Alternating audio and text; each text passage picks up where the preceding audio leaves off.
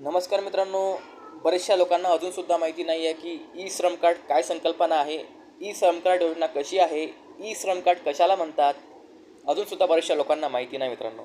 तर मी तुम्हाला एवढंच सांगेल, हे फक्त तुम्ही सबस्क्राईब केलं नाही, तुम्हाला शासकीय योजना माहिती नाही, या सर्व गोष्टीचे परिणाम आहे. आणि शासकीय योजनांची माहिती ही कुठेही बरं रस्त्यावर तुम्हाला मिळणार नाही, नाही तुमचे मित्रमंडळी, नातेवाईक कुठेही तुम्हाला अशा प्रकारची माहिती मिळणार नाही. त्यासाठी तुम्हाला आपल्या चॅनलला सबस्क्राईब करावं लागेल मित्रांनो.